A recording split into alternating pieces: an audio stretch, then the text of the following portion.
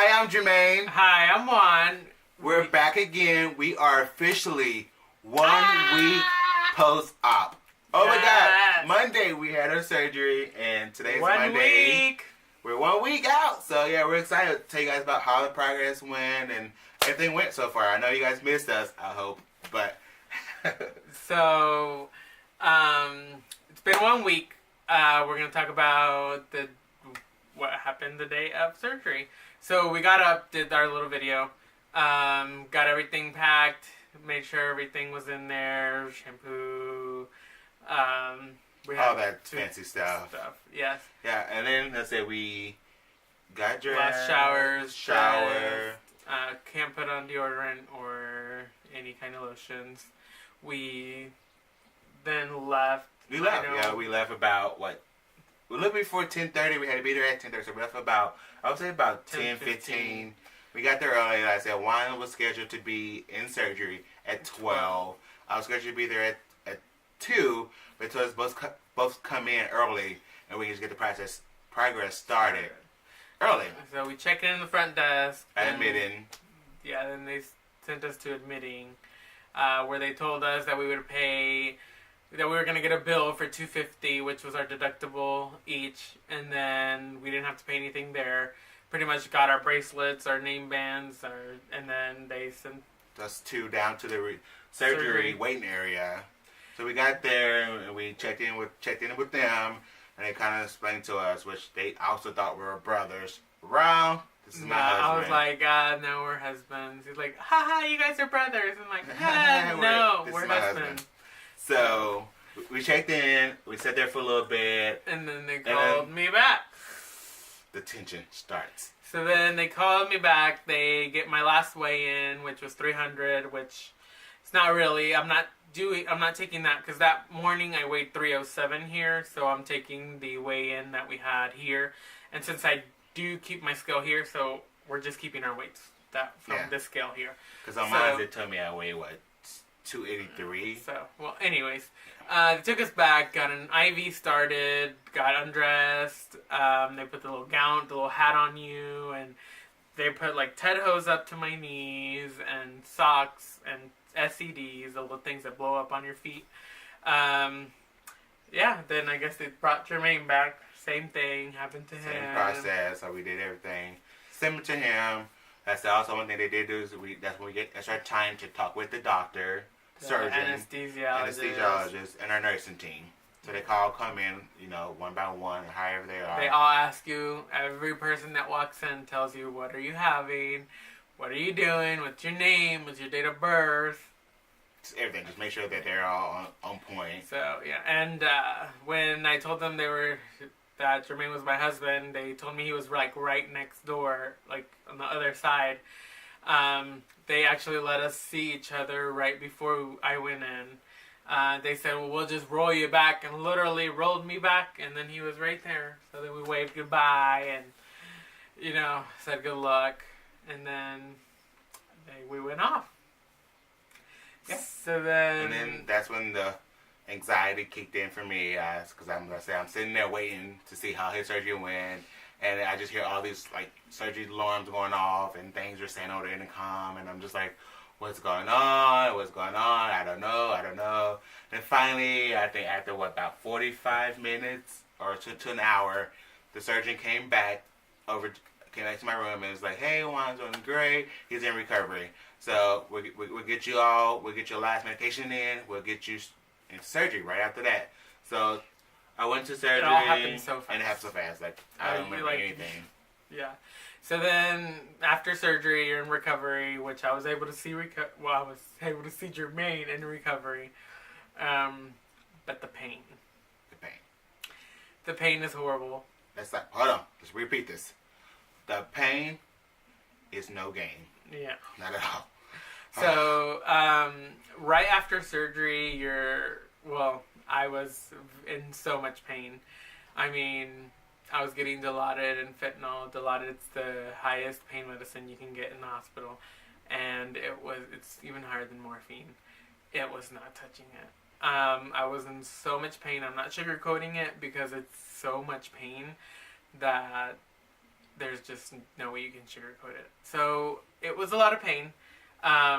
It's not like that forever. If I was asked if I would do it again, I probably would, just because I know I can survive it. But it's a lot of pain. So on top of the pain, it's a lot of nausea as well. And for me, like I said, when I finally got to see Juan, like I was so out of it. Like I remember raising up, or not really raising up, but like looking at him, waving, and then I mean it was just like I was in and out, just nonstop, like blurry pain. And I was like, oh my God, this is painful, but I'm nauseous. Like I feel like I want to throw up, and it was just awful. But like I said, they're there. They kept hitting us with the medication and giving us what we need, and they're really supportive, like for us pain management. Yeah. Then we were sent up to the rooms right after recovery once they got the room scheduled. We were across from each other, across from the hall, so that helped. With family going in and out of both rooms. Like, they literally went to me, and then they would go to him, and then they would go him, and come to me, and just going back and forth. When it comes to in the rooms, the nausea is what hit me the most. I was throwing up blood, freaked out. My mom freaked out. Then we ended up calling, the nurse called the doctor, said it was normal, said because that's part of the surgery, all those juices and blood and stuff were still in my stomach. And that's why I throw up, which when you throw up, you move your stomach moves and it hurts so bad. But pain control, nausea control, but those first 2 days are pretty much your worst days you're going to have. Yeah, so the first 2 days was really, really, really painful, nausea. But like I said, during those days, I couldn't intake any, like we couldn't take anything. I mean, we tried. Since day one, they gave us food, and literally, like, our trays were full each time. And took it back. Marquand ate the Jello. Yeah, our son ate our Jello most of the time, but like, yeah, it was just, I mean, sip of it, and I was like, I can't tolerate it. Like, my stomach felt full. I felt nauseated. I just felt like I just needed to just sleep. So I slept a lot of time. Most of the time I slept and just pain medication, wake up, So after a couple of days, they encouraged us to get out the bed. Well, the first and day. However, first day, second day, they encouraged us to get out the bed and to move a lot. So we got up, we walked. I mean, we tried to walk as much as we can. And a lot of times what we did is we kind of supported each other. Like, hey, like, I'll come knock on this door. Get up, let's go. And vice versa. Like, he'll come to my room and knock on the door. I'm like, hey, you got to get up and walk. And they encouraged us a lot to, like, get up together. And they were so supportive of us. And, like, oh, my God, you guys are so cute. Goals. Hashtag goals. And, like, they're just like, you guys are just so amazing to see you guys fighting it together. And actually doing it together. I guess this is not common for couples to do it together. Normally one does it and another one does it. But for me, I felt that it was best for us to do it all at once. Get all the kinks and all that stuff out, and boom, boom, so we had to do it twice. Since we had help. Yes, shout out to my mom. Thanks for cooking and cleaning and everything she did for us. Hashtag shout out to Julia. Anyway, so then after that, we was in the hospital for about 3 days. And the third day was the easiest. Yeah, the third day was really easy. We got a lot of pain relief on that day. Like, it was just like no nausea, no pain. I mean, we were like ready to go. I mean, it felt like a new person. Yeah. And so we were able to get discharged that morning, which was Wednesday. So we got discharged Wednesday. We got out. We got home, and luckily, thanks to the surgeon, we had our pain meds. We had our antacid pills already at home, ready to go. So we were able to just jump right on in there and maintain our pain and manage it well. Which, the amount of pain medicine you get is a lot, but it helps. You're going to have extra. I mean, it's fine. Like, don't think you're not going to have, because the first 2 days, I said, I don't have enough pain medicine at home for this, but it's only the first 2 days is the worst, but it's able to be controlled IV. So then after that, like I said, we continue our liquid diet. Like I said, we're only going to have 64 ounces of fluids, which means that we can have no food until we're able to get the 64 ounces down. Well, the first couple of days, not successful, because, like I said, your stomach is like, what is going on? you done got small. You want me to drink? You want me to hold 64 ounces of liquid? And that's just water. That's Jello. That's broth. And then also we can have ice pops, popsicles, stuff like that. That's liquid, sugar free, and Jello. Sugar free. All have to be sugar free. Everything. And it was a struggle for the first couple of days, but after I think 2 or 3 days, yeah, we're able to get our intake up to 64. So Juan and I both got up to 64 ounces. Now 5 days. Now 5 days straight, and so we're able to eventually graduate to soft foods. So that's eggs, chicken salad. Very no condiments, very skim. Condiments only. Condiments only. Like no mayo, no. Yeah, it's real scarce. We can have egg whites. We have cheese, any cheese we want, anyway, string, cube, whatever, and then like cottage yogurts. Cottage cheese. Plain yogurt, no flavor. Plain Greek yogurt, non-fat. Those are things we can have now, and it's we tried it.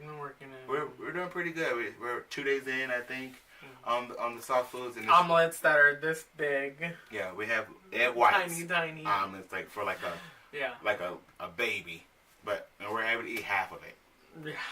It's so half of that, so about that much of an egg omelet. So exciting. Yeah, it's excited. So and on top of that, we got the call from our nurse. From the nurse, yeah. From our surgeon nurse. Yeah, so we started, she called us, let us know how everything went in the surgery first. Like, everything went well.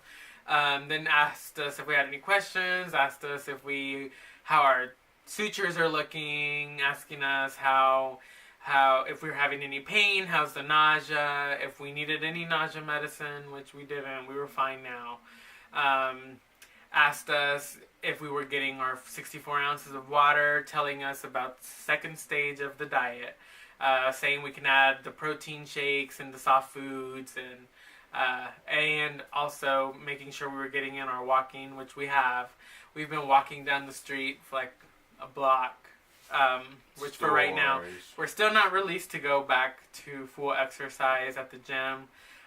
Which I'm so excited about that. I can't wait to get back in because I'm gonna hit it hard. Well, yeah. So she called. It's really great. One thing that it's beneficial for her calling us is that I could not pass a bowel. Like it was hard. Like I tried, but he could, and I was like, hold on, wait a minute. Why can he pass but I can't? And I'm like, well, maybe because we're not drinking eating the food. Well, she said that you're supposed to be able to pass a bowel, even though if you're not having solid food or soft food intake. So she's told me to take some Marilac and stool softener, and it worked, but I don't know how well it worked because I got the first day out, and it was clean, good to go. So that was a beneficial of it. It was really great to have them.